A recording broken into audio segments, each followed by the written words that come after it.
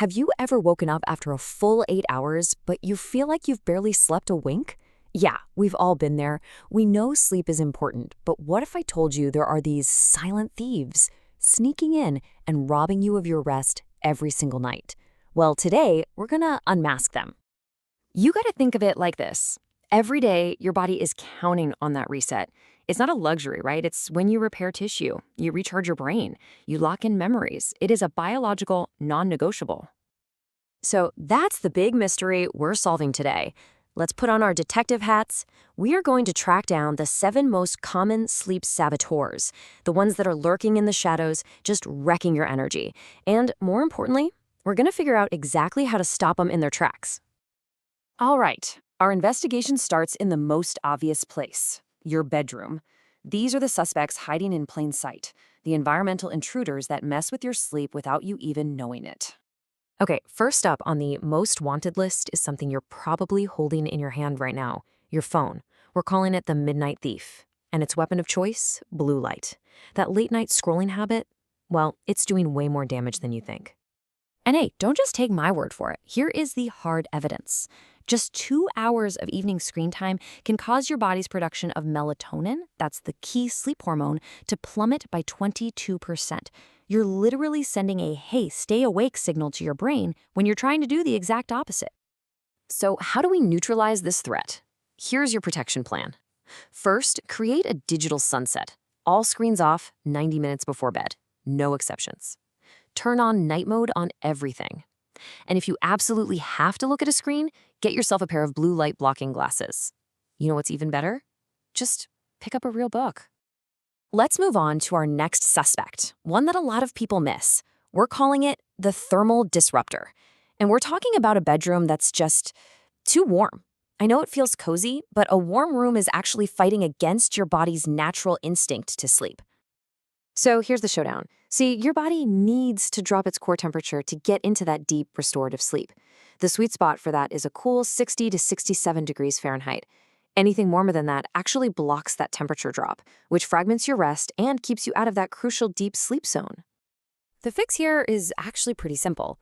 Set that thermostat a little cooler at night, use layers on your bed so you can kick them off if you need to. And get this, here's a cool trick that sounds totally backwards but works. A warm bath about 90 minutes before bed, it pulls blood to the surface of your skin, and when you get out, all that heat radiates away, which rapidly cools your core and sends a powerful time for sleep signal to your brain. Okay, we've secured the perimeter. Now our investigation is moving on to what you're actually putting into your body. Let's unmask these insidious ingestibles, the culprits that you consume. And here's suspect number 3, the nightcap trap. Oh yeah, that glass of wine that feels so relaxing before bed? It might make you feel drowsy, sure, but it's a total trap. It's sedating you, not giving you real restorative sleep. And the proof is right here in the numbers. Alcohol absolutely demolishes your REM sleep, and that's the stage you need for emotional regulation and memory. Even just a moderate amount can chop it down by 20%. This is exactly why you can sleep a full 8 hours after a drink and still wake up feeling foggy and just off. So, what's the game plan? Just give your body some time. Create a 3-hour buffer zone between your last drink and hitting the pillow. And hey, try swapping that nightcap for something that's genuinely relaxing, like a warm cup of herbal tea or even just a few minutes of deep breathing. And now for a culprit that sticks around way longer than you think. That afternoon coffee, it can literally haunt your sleep. See, caffeine has a half-life of about 6 hours. So let's say you have a coffee at 2 p.m. Well, at 8 p.m., half of that caffeine is still buzzing around in your system. And at 2 a.m., a quarter of it might still be there, quietly disrupting your sleep. So listen, the key here isn't to declare war on caffeine. No way. It's all about the timing. The fix is to set a caffeine curfew. A good rule of thumb is to cut off all caffeine at least 10 hours before you plan to sleep. For a lot of us, that just means nothing caffeinated after noon. Okay, for the final leg of our investigation, we're looking at the accomplices. These are the habits and the internal factors that are conspiring against your rest, hiding right inside your daily routine. I absolutely love this metaphor. Your body is like a finely tuned orchestra, and it craves rhythm. But when you go to bed at 10 p.m. one night and 1 a.m. the next, you're essentially firing the conductor, your circadian rhythm, and the whole orchestra just descends into chaos. The cure sounds simple, but I know it's not always easy. It's consistency. You gotta lock in your bedtime and your wake up time and then stick to it. Yep, even on the weekends. Oh, and getting some bright morning sun right after you wake up, that's one of the most powerful ways to set your internal clock for the entire day. But what about this scenario? You've done everything right. You're in a cool, dark room, no caffeine. But you're just lying there, staring at the ceiling, and your mind is running a marathon. Well, this brings us to maybe the biggest sleep assassin of them all, stress.